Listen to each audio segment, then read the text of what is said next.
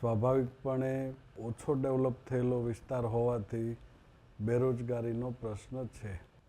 બીજી રીતે જોવા જઈએ તો એવું કહી શકાય કે અત્યારે ભારત દેશ છે એ વિશ્વનો સૌથી યુવા દેશ છે.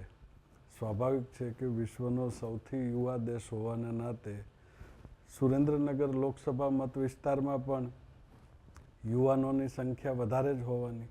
યુવાનોની સંખ્યા વધારે હોવાની તો એમની પાસે રોજગારી માટેની તક પણ સૌથી વધારે હોવી જોઈએ.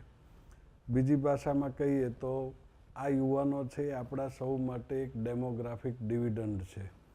જો આ યુવાનો સૌથી વધારે ઉત્પાદક બને, એમની પાસે સૌથી વધારે રોજગારી હોય તો આફ્ટરઓલ આખા દેશની આવક વધવાની છે, આખા વિસ્તારની આવક વધવાની છે.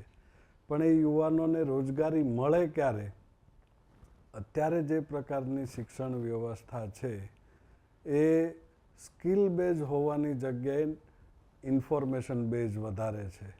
એટલે વિદ્યાર્થીઓને કે યુવાનોને જે સ્કિલ મળવી જોઈએ, પ્રોડક્ટિવ સ્કિલ, જેનાથી કશું ઉત્પાદન કરી શકાય, એ પ્રકારની સ્કિલ ડેવલપ થાય એના માટેના પ્રયત્નો કરવા જોઈએ.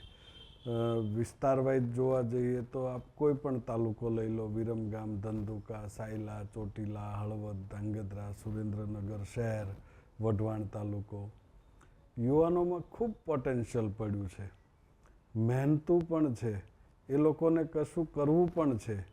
પણ જે વિઝન હોવું જોઈએ અથવા એ ડેમોગ્રાફિક ડિવિડન્ડનો ઉપયોગ જે થવો જોઈએ એ જે વહીવટી તંત્ર અથવા રાજ્યના તંત્રએ કરવું જોઈએ એ ક્યાંક ને ક્યાંક પ્રમાણમાં ઓછું થઈ રહ્યું છે. આ યુવાનો આજની તારીખે ડેમોગ્રાફિક ડિવિડન્ડ છે, યુવાનોની સંખ્યા આજની તારીખે ખૂબ જ વધારે છે. પણ એક સમય એવો આવશે કે જ્યારે આ જ યુવાનોની સંખ્યા છે એક સમયે એ જ લોકોની ઉંમરવાળા લોકોની સંખ્યામાં પણ આટલો જ વધારો થવાનો છે.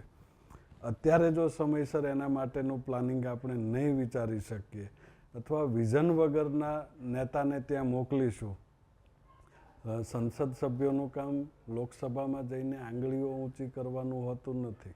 એક વિઝન સાથે ત્યાં રજૂઆતો પણ કરવાની હોય છે. તો એ જો અત્યારે આપણે નહીં કરી શકીએ તો આવનારા 5, 15, 20 વર્ષ પછી કે 25 વર્ષ પછી આ વિસ્તારમાં યુવાનો કરતાં વૃદ્ધોની સંખ્યા વધારે હશે. યુવાનીમાં જો એ લોકોએ પ્રોડક્ટિવ એક્ટિવિટી સાથે સંકળાયેલા નહીં હોય, પોતાની આવક પોતે ઊભી કરેલી નહીં હોય, તો એ જ્યારે વૃદ્ધ થશે અથવા જ્યારે કામ કરી શકવાની સ્થિતિમાં નહીં હોય ત્યારે આખા વિસ્તાર ઉપર ખૂબ જ આર્થિક રીતે નેગેટિવ અસર થવાની છે. તો એવા સમયે અત્યારે જે પ્રતિનિધિ સુરેન્દ્રનગરમાંથી જાય કે ગુજરાતમાંથી જાય તો એ દરેક વિસ્તાર વતી ચિંતા કરી શકે, વિસ્તાર વતી વિચારી શકે, વિસ્તારનું અત્યારનું જે યુવાધન છે એના માટે કંઈક પોલિસી મેકિંગ નિર્ણયો કરી શકે, એ પ્રકારનું નેતૃત્વ હોય તો આવનારા દિવસોની અંદર જે ભવિષ્યમાં તકલીફો આવવાની છે એની ચિંતા અત્યારથી થઈ શકે.